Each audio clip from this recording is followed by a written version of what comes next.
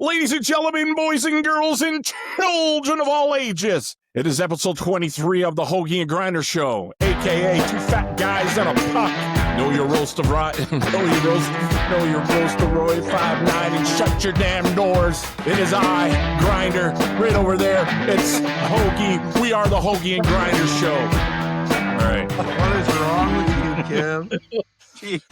Episode 23 coming in hot, Kev, hot. Fresh off the trade deadline. Fresh. This is the energy you get when we had technical difficulties last show and it just didn't roll out for last week for episode 23, and so we're doing it today. So this is a lot of built up energy here, but we're here. We're live. Okay, we're live. We're not live. Yes, we're live tonight. Or yes, I guess when this gets out, it'll have been Tell them last about night. it. Actually, we should.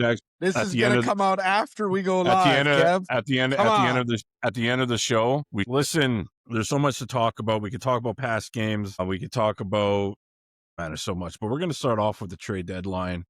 Obviously, okay. Let's talk about the first trade that happened before the trade deadline. Kev, fleeced. Actually, these trades happen before trade deadline. On trade deadline day, we didn't do fuck all. But let's talk about the first one that happened, where it was Connor Murphy coming from Chicago for a second round pick for, was it 2027 and 28? Yeah. Either way, the cool thing about that year is that we had 2 third-round picks, so we could probably move up or down with those picks. I'm happy with that trade. We got from what it sounds like from Chicago, is that this guy is a weapon when it comes to penalty killing. And he's also, he likes to play the body. I saw that a couple of times against the Hurricane. He doesn't like players being in front of his goalie. Now, we did lose that game, but you got to give him some chance here. But apparently, the penalty kill that Chicago does is very similar to the penalty kill that Edmonton does. And to have him on there, I'm cool with that. I'm going to let you take the second trade. That's the trade I think we got kind of like we gave up too much. Let me I'm the fuck guy, the defenseman guy, and you want me to talk about the forwards? God damn it, Kev. Do it. It just, the disrespect coming through that fucking microphone right now is... You're lucky. You're lucky you don't fucking live next door to me, because I'd be marching out the door over and knocking on your door and slapping you. Probably walking like this. Well, fucking, yeah. I'm going to whoop your ass is what I'll walk like. So, Connor, yeah, fuck, you're going to get it. Not everybody's as old as you, Kev. Right. All right, go. All right, for those of you listening, Kevin is like 103. He acts like he's about 15, but he's 103 for anybody not watching the video feed. Okay. Christ. Well, no, obviously, okay, yeah, talk about Connor Murphy. Connor Murphy, I think he's a much needed piece for our blue line because he's a defensive defenseman. Now, was he the best out on the market at the time? I don't believe so. I think we could have done better, but I'm sure the ask was much, much higher for the higher level players in your Oliver Ekman-Larssons, etc. The rumor I heard is Toronto was asking a king's ransom for Oliver Ekman-Larsson, when I don't know what it's going to do to throw gold on a dumpster fire, because it's just going to fucking melt into a big pile of shit like the Calgary Flames. Don't even get me started with those guys. Oh, we'll get into that, Kev. We are going to get into it. We're getting into it. We're getting into fucking flamers out there. Fucking flame. And you know what? Let's start the preface is fuck the Toronto Maple Leafs, okay? Let's start there. Yeah. Anyway, Connor Murphy was a good pickup, I think, for the price we paid. It bolsters our penalty.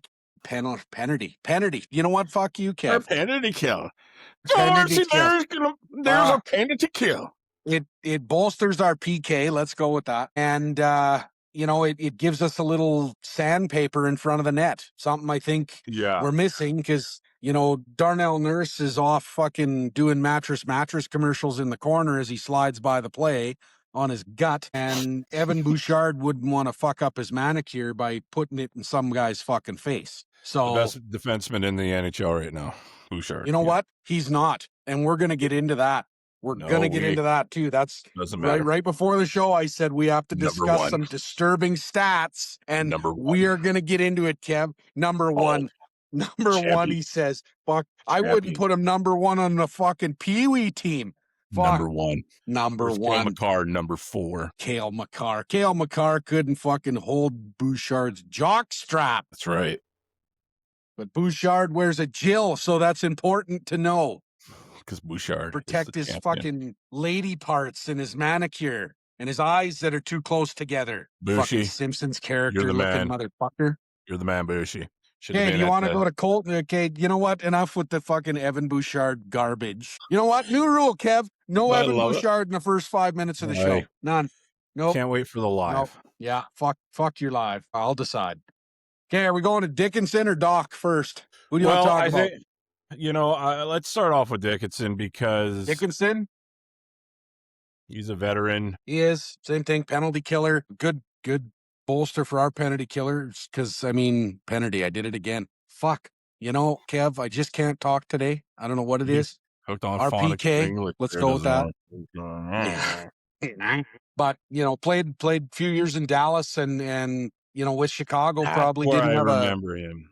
Yeah, he played in Dallas. And but great for the fucking PK. You know, once they get that little bit of chemistry built, I think he's going to be good. Because I mean, Chicago, we got half of the best penalty kill in the NHL, and they run the same system as Edmonton. So They do. I think do. it's That's right. going to be a couple of games before they really get it dialed in. But I think you're going to see some marked improvement in that area. So when you say half, you're talking about Connor Murphy and Dickinson then on the Yes. Okay. Yeah, Doc doesn't play on the penalty kill. Fuck, he's usually a guy in the box. Yeah, no, it was a good pickup. I think Dickinson helps us. He's a little gritty, good third line center. I think a first round pick was a little too steep because he is on the last contract or his last year of a contract. So if we do well.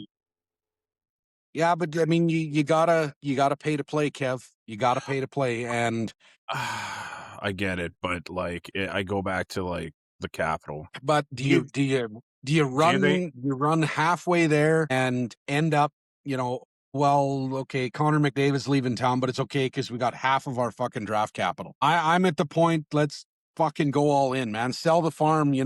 Package the team bus in there somewhere, like fucking. Yeah, but send some autograph Bouchard shit to fucking Calgary or something so they know what a real defenseman fucking looks like. Not Bouchard, though. Fuck Bouchard. Okay. The thing is, though, Matt, it's how can I explain this? Is it time to go all in? Should we go all in, Kev? Why not? Why shouldn't we? Connor McDavid has this year and next on his fucking contract. Unfortunately, and if we're going to fucking piss around on it, he's going to fucking leave. And I wouldn't blame him. But if Stan fucking Bowman empties the cupboards to try and get it, says, look, Connor, we're committed to you. We're going to fucking give up everything. And like I say, we're going to send some fucking Evan Bouchard autograph shit to Calgary they can sell so they can patch the holes in the roof of the Saddle Dome. We'll send some fucking Matthias Ekholm swag back to Sweden. And, why not? Why is now not the time to do it? Because empty the cupboard. The team is not structured for it just yet.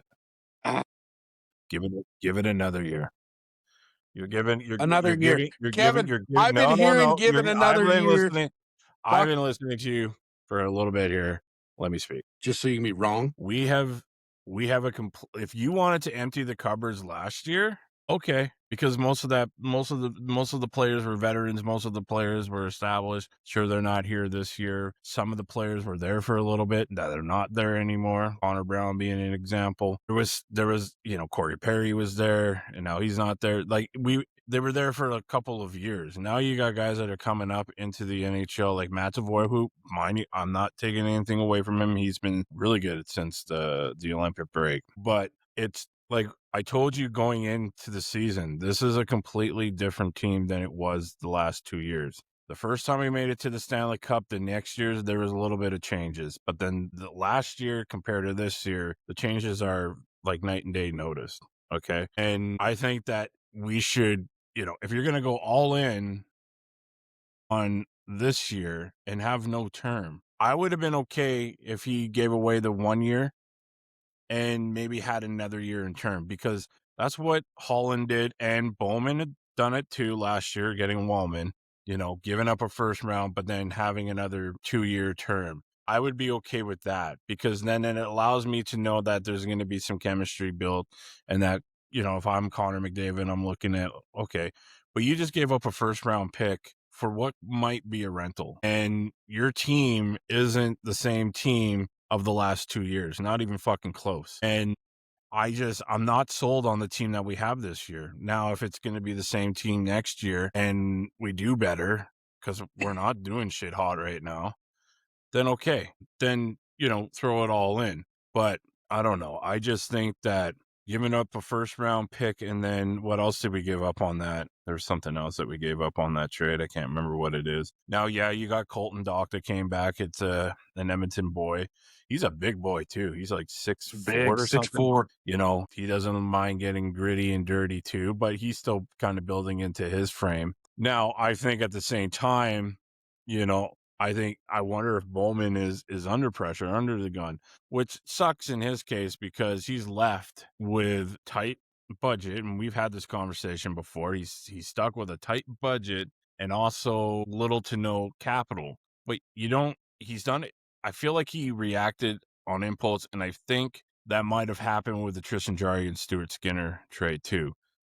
Mhm. Although I know that Stuart Skinner wanted out too, and he made the trade and he did right by the player, but you can't help but wonder if there was a little bit of, anxiety coming up into that. And that's something that we don't need if it is true. So I don't know. I think giving up a first round pick for a rental player, although we do have Colton Dock as an RFA, that's great. I'm okay with that.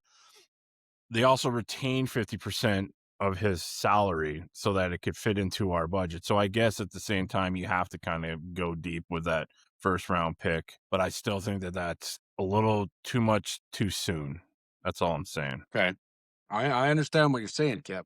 But now let's talk about what we got coming off the books at the end of the year. Mhm. So Adam Henrique is gone. Dickinson, obviously, you mentioned him. Jack Roslovic, we still haven't re-signed him. Kasperi Kapanen, haven't re-signed him. Curtis Lazar, haven't re-signed him. And Connor Murphy is also off the books at the end of the year.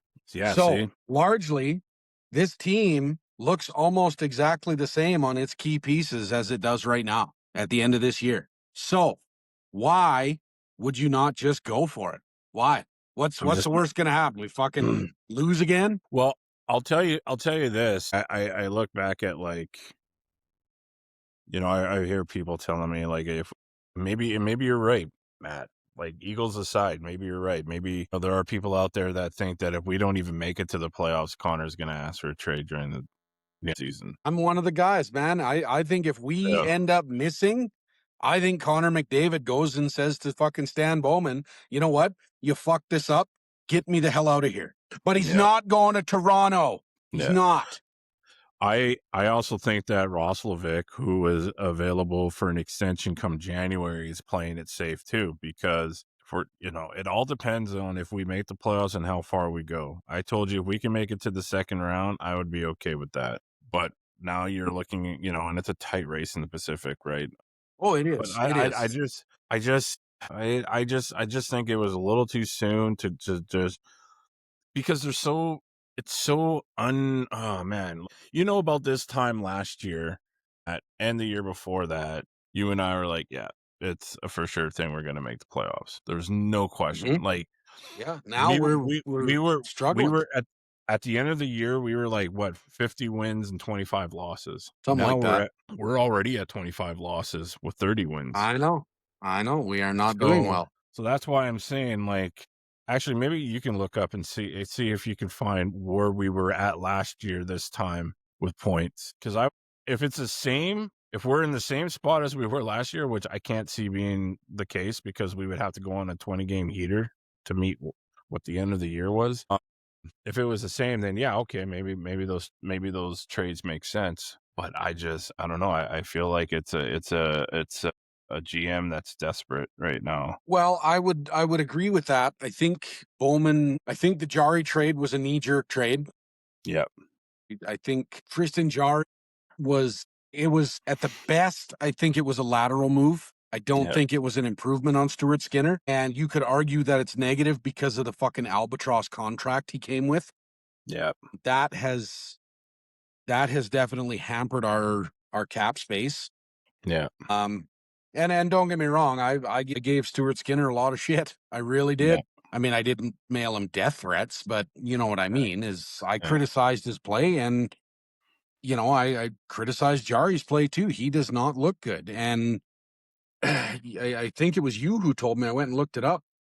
Bob Stauffer actually said there's some sort of um There's a a riff riff, going on. a Yeah. riff between the core group and Tristan Jari, and Yeah. maybe that comes from Leon Draisaitl saying, maybe we need to stop a few more of those fucking shots. Well, okay, I get it. You're fucking new in town, and you get here, and immediately your fucking teammates go after you, and or not go after you, but you know what I mean, call you out. And but there again is we're back to the same problem we have with fucking Darnell Nurse, is he doesn't want to take accountability. At least Stuart Skinner would fucking stand there and go, I need to be better. I let in some Yeah. fucking Yeah. cheesy goals tonight. Yeah. Tristan That's fair. Jari ain't fucking doing that. No. At least, like I say, Skinner would fucking stand in front of the camera and listen to all of Mark Spector's fucking bullshit questions and go, yeah, that's on me. I should have had those last couple. I want them back. But, Tristan Jari, it's, yeah, I'm Tristan Jari and I'm D's got still to be new. better. And The D's got to be he's got to be better. better. Yeah. So Yeah. expect, if you're calling your fucking teammates out, expect to get fucking called out back. Yeah.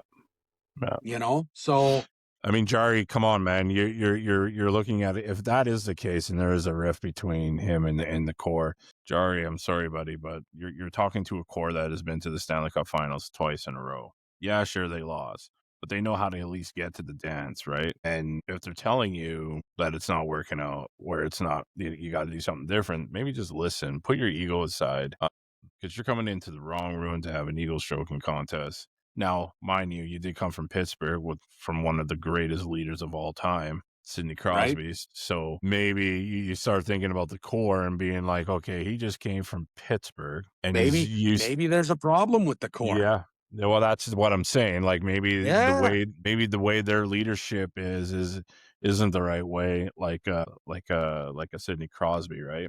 Yeah, you're not wrong. So we'll have to wait and see how that's going to go. For now, I would be honest with you that Ingram is probably my go-to guy for now.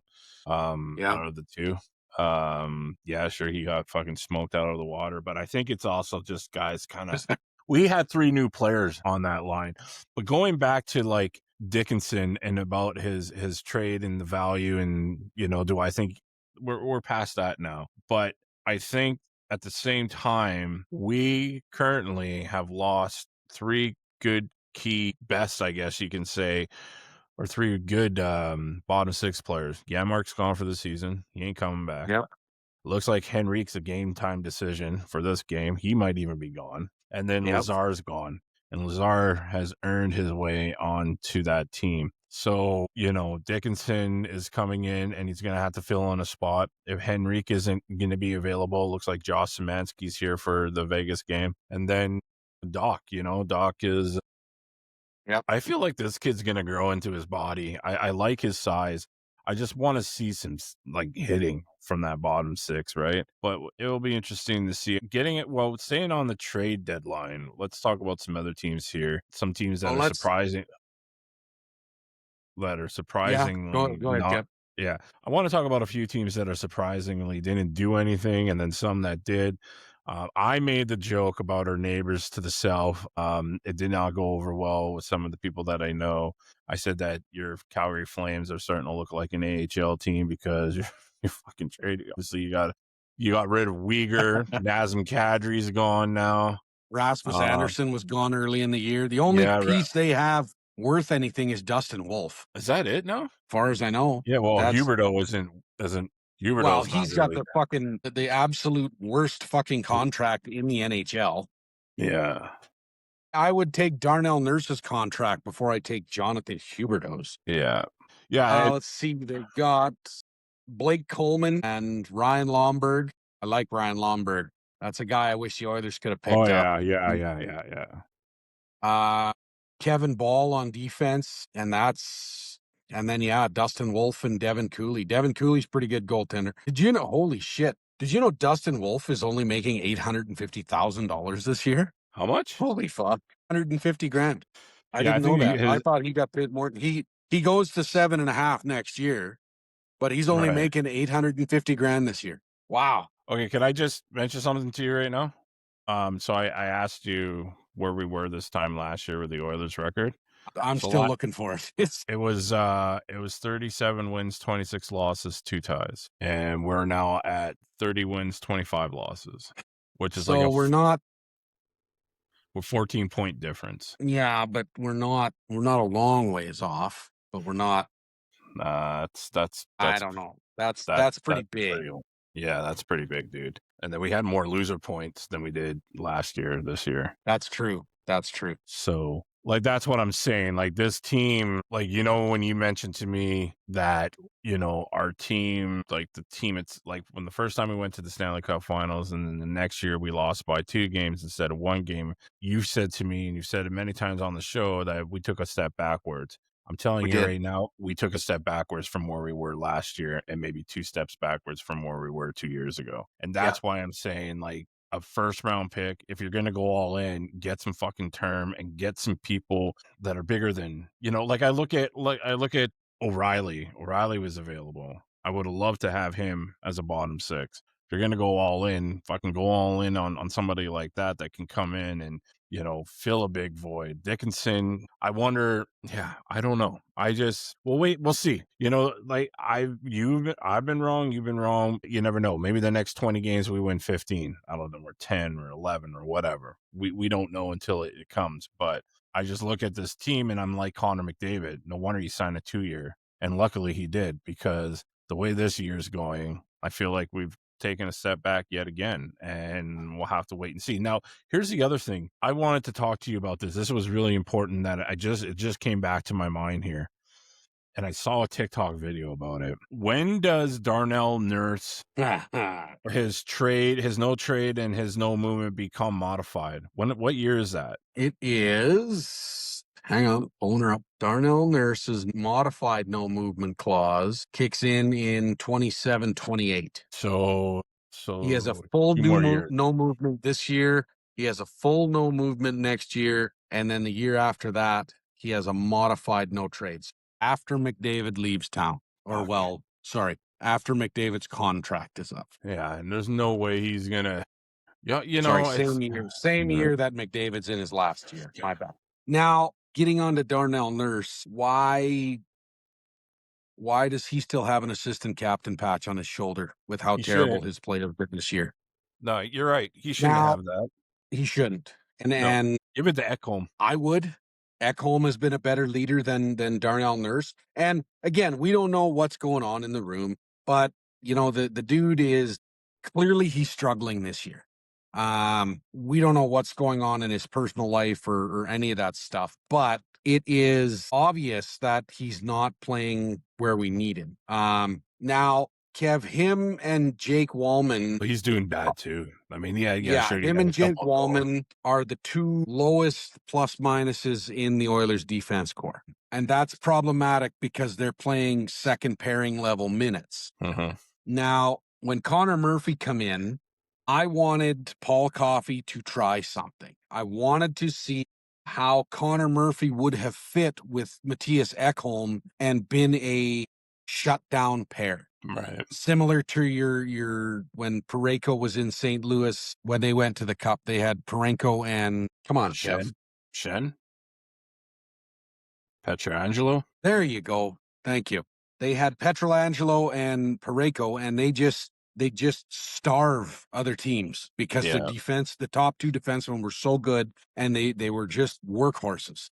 Yeah. I wanted to see if maybe Matthias Ekholm and Connor Murphy could do something similar. Right. But therein lies the problem, is now you have a second pairing line with maybe a Darnell Nurse and a Jake Wallman that Yeah. They're not strong enough. I wouldn't give them third pairing minutes in the fucking coast, for Christ's sakes. I think every Oiler fan will tell you that they would like to see at least Nurse go down to the third line, you know? Third pairing. Yeah, Yeah. I don't disagree with that.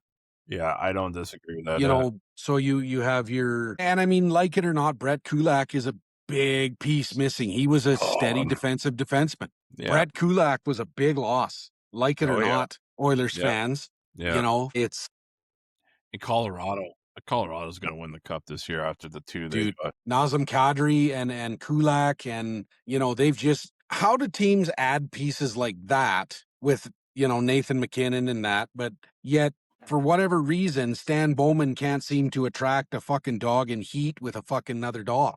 Like, Yeah. Well, and I it's don't get it.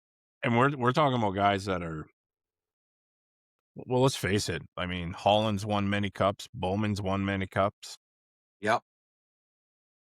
and it's not like, I don't know. Is the city of Edmonton where GM's coming to die? I don't know. Well, Kev, let me Or elaborate on that. rejuvenate anybody in rehab as a player, but Well, let me. So Ken Holland came to Edmonton and largely built the team that went to the 2 Stanley Cup finals. Bowman didn't have a whole lot of fingerprints on that yet. yeah. And yeah, Kenny Holland made some stupid moves, but largely he put together a winning team. Yeah. Now, Stan Bowman comes in and moves backwards with the team. Can't help but go back to the fucking the fact that we're all well aware of Stan Bowman's reputation in the NHL. Yeah. He was obviously involved in the fucking Chicago Blackhawks sexual assault thing, and I don't care whether he served his time or whatever.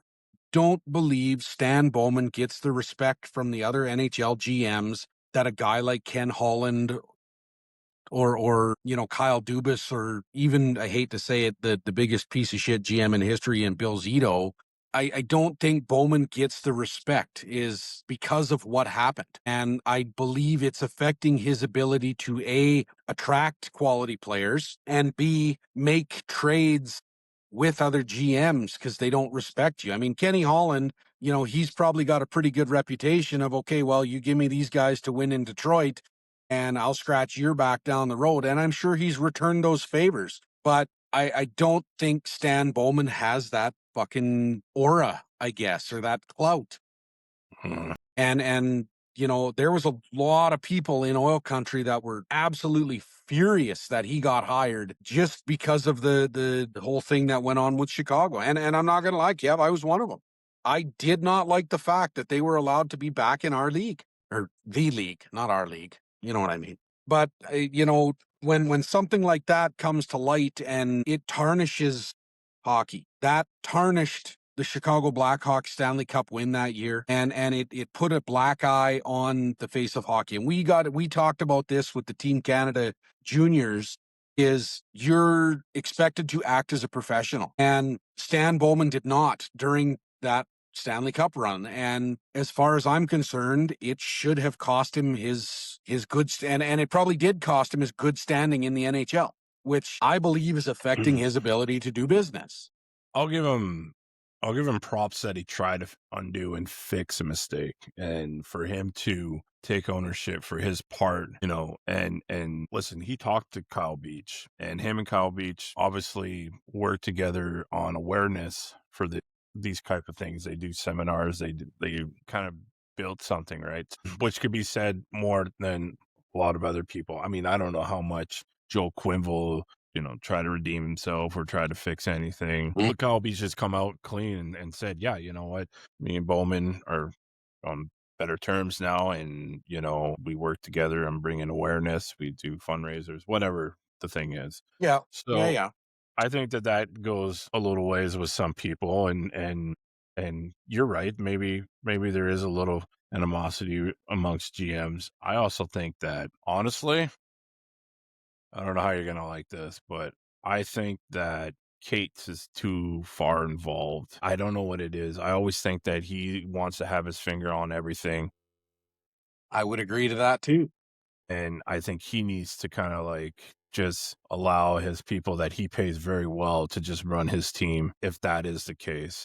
Now, we'll see what happens in the offseason and whatnot.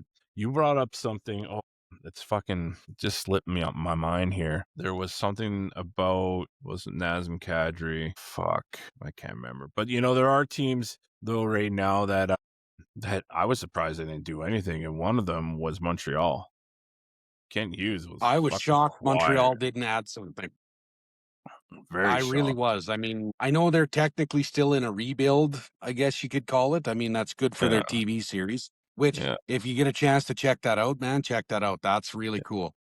Um, I think they but were there was yeah, rumors that they were I thought they were gonna be shopping. I did. I heard Montreal's looking good. they were in talks with Florida about Bobrovsky, and I also heard the Oilers were too, but I didn't think anything would happen there. I think they would just wait until the offseason because he's a free agent, and I don't know if he's got. I mean, he's gonna be 39 years old, but yeah, I was surprised that they didn't do very much. I was surprised that there were players still on their teams. Everybody and their dog heard that Evander Kane was going to get traded, and nope, Mhm. didn't get traded. He stayed in Yeah. Well, even Vancouver. OEL, Yeah, Ekman Larson, I thought sure as shit was heading out of Toronto somewhere.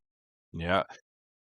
So And I'm that's telling that's what leads me to believe the Leafs wanted a king's ransom for fuck's sake. Yeah, and the Kings too. Like the other thing too is Yeah. it's gonna be Colorado versus Tampa Bay because Perry's now playing for Tampa Bay. We all No, know how he gets you to Kev. Stanley Cup Finals. It's going to be the Edmonton Oilers versus Tampa Bay, and they're going to go to Florida, and the Perry curse is going to kick in, and we're finally going to win one. Okay. That's what it's going to be. You heard it here first, Kev. You heard it. Book it. And don't look at me like that, or I'll come over there and slap the black off your ass. You heard it. Remember what it says in our taglines: hot takes. You don't know what you're talking about, Kev. You don't know what you're talking about. Okay. But yeah, You don't know what you're so talking about. here I remember what I wanted to talk to you about. If you're a Buffalo Sabres fan, do you hate Oh my on God. Parayko, or do you get upset? I'm a little bit upset with Buffalo and with St. Louis. Like, you should not announce a trade has been done until the guy says yes or no to waiving. And then if he says yes, then okay, go ahead. But if he turns around and says no after the fact that you've done it, you kind of you put your organization in a You look spot. like an asshole. Yeah. Yeah, you look like an asshole. So now you just made him look bad. So every time they go to Buffalo, they're gonna boo him. So Pareko, I mean, let's. I'm not gonna lie, Buffalo, if they can hold this team together, I think they've got some really good up and comers. They're gonna have one of the best defensive cores in the NHL in the next couple of years. I mean, Rasmus Dahlin and Owen Power and Bowen Byram. I mean, if you add Pareko to that, now you're looking to make a pretty good push into the playoffs with those four. I mean, that's your top two defensive pairings. That's something. Yeah. But and I mean, they got Tage Thompson, they got Ryan McLeod, asshole, and for all you Oilers They fans, traded they're him. Don't call overpaying him for an him at asshole. $5 million. What? They traded him. Don't call him an asshole. He didn't want to leave Edmonton. They traded him for Matt Savoy. I know. And I don't care. Savoy is better than fucking McLeod, especially when McLeod's getting paid $5 million fucking dollars a year. Good hockey player, but he ain't no $5 million fucking power forward. Fuck, they also got Matthias Samuelsson. Fuck, they got a deadly fucking decor. Yeah, they're pretty stacked. And then Logan Stanley's there now. Luke Shen is there now. Luke Shen's there. I know. It's and they're making a push. Like Buffalo, I'm glad they're trying. Finally, yeah, absolutely. Yeah, it's not. I got one of my cousins is a Buffalo fan. I don't know why. He must have a fucking brain injury, but he's a Buffalo fan, and it's by March he's digging his golf clubs out of the shed usually because Buffalo. Yeah, I don't know. I mean, Pareko turning down that no movement clause, that's a tough sell. I mean, see, Kev, you're fucking boring me. Even just talking about Buffalo, I'm getting fucking bored. That's why nobody fucking cheers for that. You're falling asleep to your monotone like this. Shut up, asshole. Oh, you know what? We gotta stop for a break. Let here me pretty finish quick. my fucking point. Holy shit, yeah, we do. Let me finish my point on fucking. He agrees with me, but he's still. You know what? No. Pause for the cause. Slapstick Deckles. Come on, Kev. We'll be right back after these commercials. Hello, everybody. This is Slapstick Decals and Stickers, a proud sponsor of the Hougie and Grinder podcast. Get at us for your decals, stickers, banners, and more. You can reach us on Facebook or call us at 403-505-9693. Keep slapping. And we're back after Kev so rudely fucking interrupted me for our sponsor. Rob, we love you. Keep it up. Yeah, keep it up. You're doing great. Love it.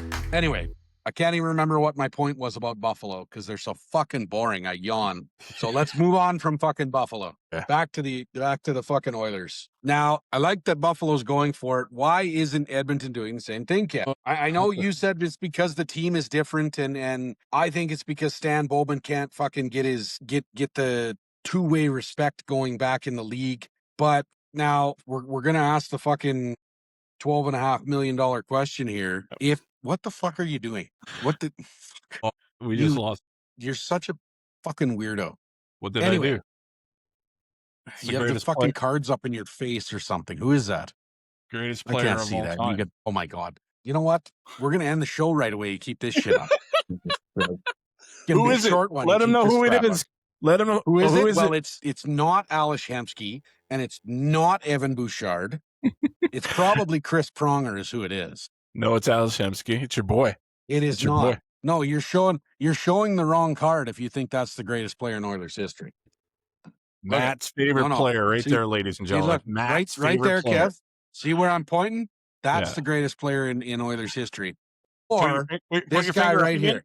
Put your finger up again? No. This guy right here, between my Zach Cassian and my Nugent Hopkins jersey, the guy hanging on the wall pointing here. Is the greatest player. Right here. I pointed at Mr. You love him. Number 27 in your programs and number 1 in your hearts, Mr. Dave Semenko. Ladies and gentlemen, Matt Hogetsal's favorite hockey player, number 83, Ales. Dave Semenko. All right, I'm going to behave now. You fucking better. Jesus. He's a great man. Calling you fucking... What is wrong with you? Hey, you know what? I believe in Jesus. I believe in God.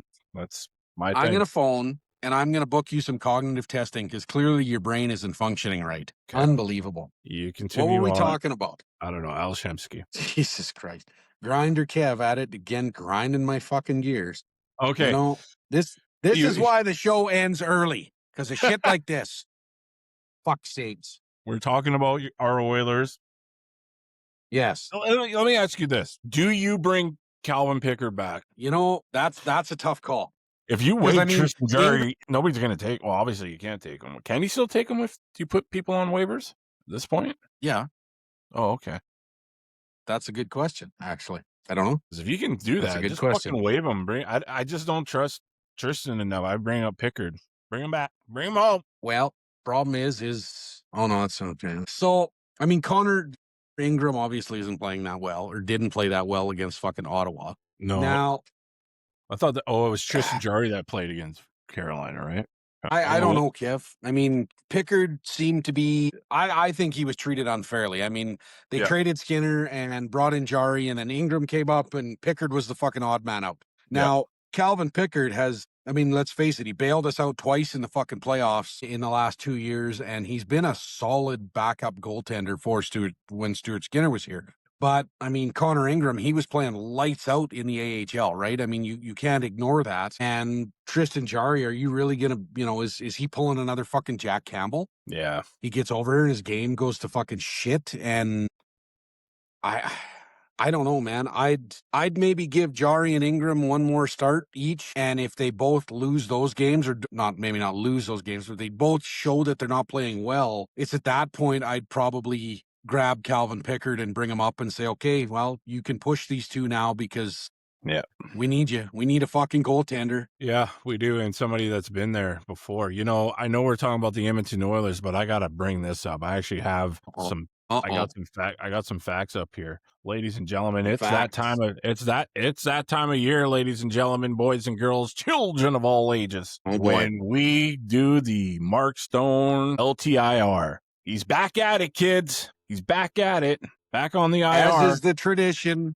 As is the tradition, Mark Stone But is here's the back on the timelines. LTIR. That's right. Here's the timelines, my friend. Back in 2022, on February 14th, he was placed on IR with a back injury and obviously turned into an LTIR. And then the next year, February 12th, he re-injured his back, requiring surgery and subsequent LTIR replacement. In 2024, he was back on LTIR on February 20th.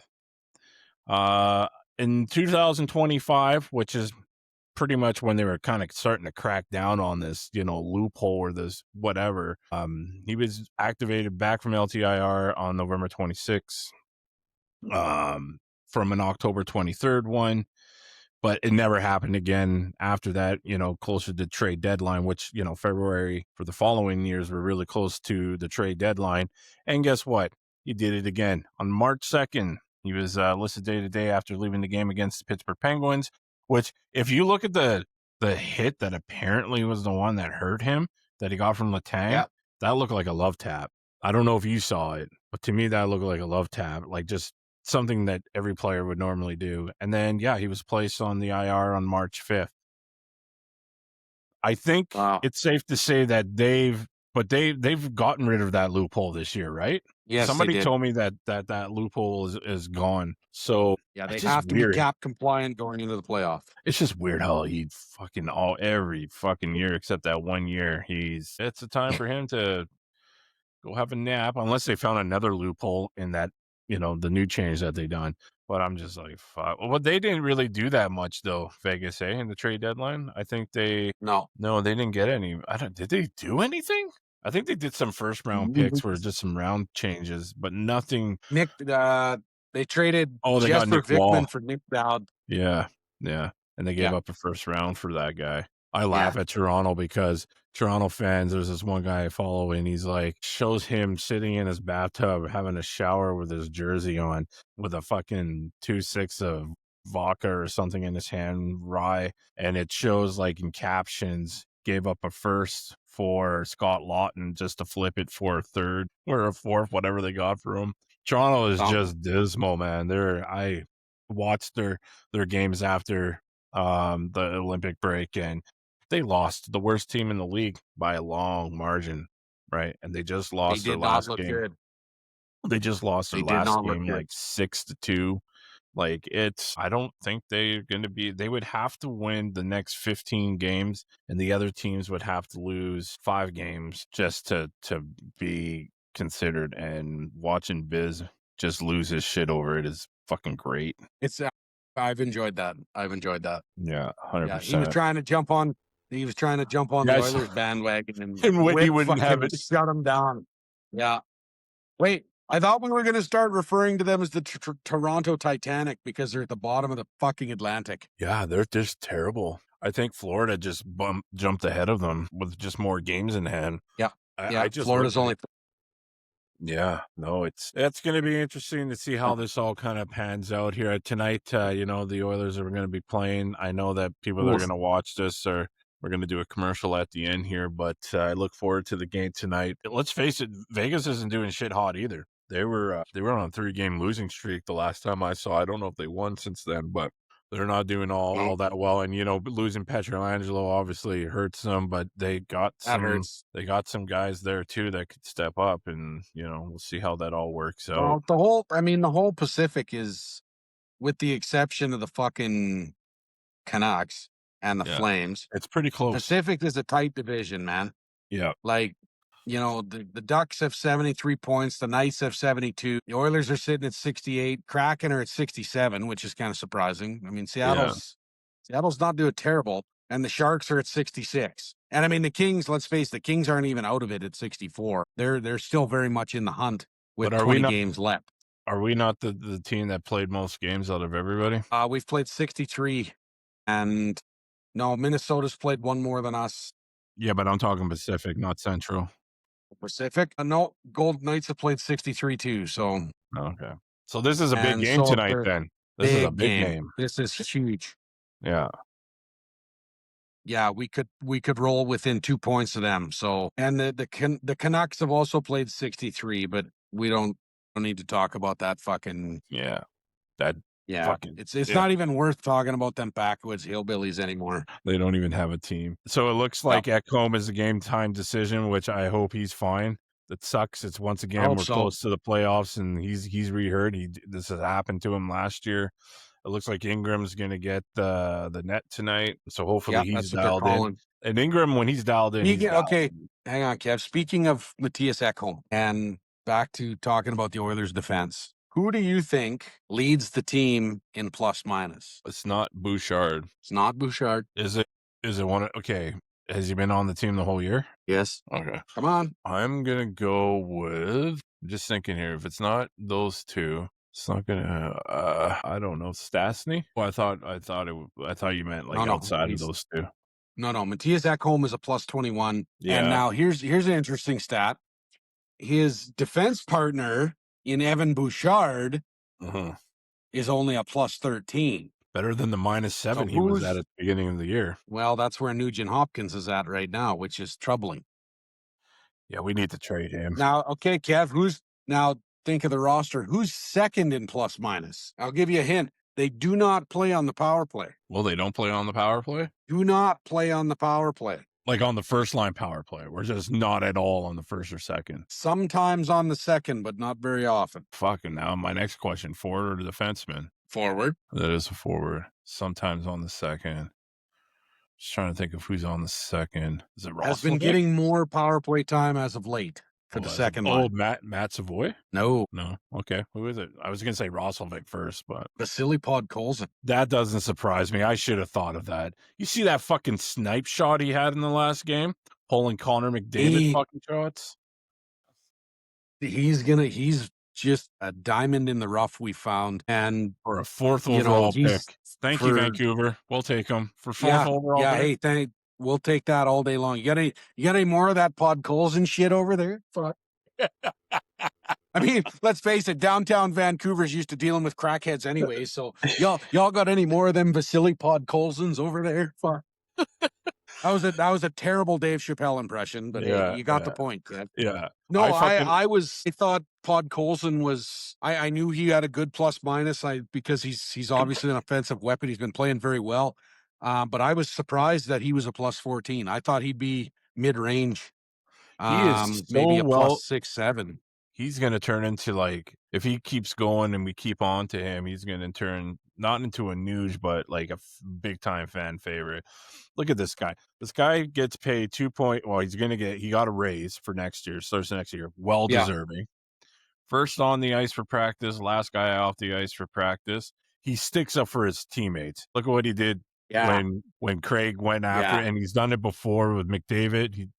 He'll drop the gloves. He doesn't give a shit if you're dropping or not. He's coming after you. I fucking love that. And that's, it's he wonderful. He body checks. He's not afraid to stand in front of the net. Watch him stand in front of the net on either in front of our goalie or in front of the other goalie.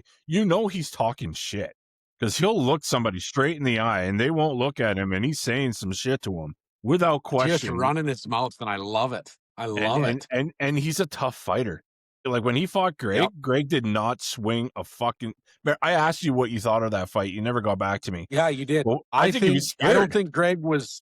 I don't think he was scared, but he fucking knew this kid's coming, so I better protect myself. Yeah. Well, when he when he was throwing shots, it was only Podkolzin. And listen, look what he did to Lazon. Lazon when he was playing for, beat the fucking wheels off of him. Tattooed him and dropped him right there and fucking done. I like fucking Podkolzin, man. I love him. He has earned everything that he's gotten. And when I hear that he's on the ice and he's taking more shots because Connor and everybody on the team tell him keep shooting, and you could see because sometimes he'll one-time it right in where Draisaitl usually is. He scored there before on a Draisaitl shot, and just last game he did a goal over top of the shoulder. On a fucking tight angle that Connor McDavid does. So he's just dog-earing and Hawkeye-ing everything that those guys do. It's so good. So when I say to you, on your this year for Oilers, would you have Podkolzin in your top 5 favorite on the team right now? Yes. Yeah, I would too. Yeah, no questions asked. Yeah, even if it's number 5, he's somewhere on there because he Well, he's knew. taken such a big leap this year forward, Yeah. right? He's getting so much better. Could you imagine if this conversation, like for the extension, he didn't even hesitate. He took the extension. If Bowman would have waited until the end of the year, like his agent would have been like, no, you should be asking for more than this. Yeah. 5 million. Yeah, man. Yeah. 5 million instead of 2.5. Like, yeah, no, we're if he keeps playing the way he's playing, even if he levels off where he's at right now, Yeah. 2.5 is a fucking peach of a deal for us, man. Is he on the For a penalty guy kill like that. too? Is he on the penalty kill, on the second line penalty kill? I think he's on the penalty kill as well. I I can't think fucking now that remember. Janmark is not there and Lazar's not there, I think he Yeah, now fills that in Janmark and Lazar are gone, he probably will end up there. which I'm cool with as well because he fucking gives it, man. 110. Mm-hmm. You put him anywhere you want. These guys on the team are rubbing off on him. I remember when he came onto the team and he did that little interview with the people from Russia and he kind of got the tour and all that. During those interviews, you could hear how, like, the guy was saying, well, can we go talk to Connor? And he's like, oh, if he comes over and talks to us, and yeah, we can have that conversation. I don't really, I give them their space and blah, blah, blah. And it looked like it was a guy trying to earn the respect by the guys on the court to kind of be involved in that group. He is now involved in that group. Draisaitl loves him on his. Draisaitl always wants him on his line, and he sticks up for teammates. You know that he's kind of building his way to wanting to be a part of the core, right? And the guys are accepting him with open arms. So it didn't happen right off, but through his play and just the way that he his work ethic and everything, the guys on the team love him. All of them do. You're not wrong, man. You're not wrong. I think he's a favorite in the dressing room. It's great. It's great to see. It's great that we have some guys like that. You need guys like that. So yeah, it's good, man. So, well, ladies and gentlemen, we're at the top of the hour. We're going to probably sign off here. Thank you very much for tuning on episode 23. We are brought to you by Slapstick Decal and Stickers. You can find them on Facebook. Slapstick! Or give them a call at 403-505-9693. Ask for Rob. Tell Rob that Hougie and Grinder sent you for your first additional, your first buy, you'll get an additional 10% off. Yeah, other than that, we're going to start doing live, so make sure that you follow us on TikTok. You'll find us on TikTok. Matt will be anytime we're going to go live, Matt will put up a post about it days before and even the day of. And come on board and have a chat with us, maybe even challenge us with anything that we're saying. Matt's all about, he loves a good debate, and he loves it when it gets really Kev, your fucking debates would be fine and I could agree with you, but then we'd both be fucking wrong. Yeah, okay, there you go. That's all he ever tells me. But well, anyways, if you weren't wrong, I could agree with you. Anyways, thanks for tuning in. On behalf of myself and the gentleman over there, we appreciate we were able to put out a post there for about the Chuck brothers. Matt put one out there. He got mad views. I think we're over 110,000 right now views. Picked up another 100 more followers. Spread the word. Follow us on TikTok as well as Spotify and YouTube. Other than that, keep your stick on the ice. I'm out. Catch you later.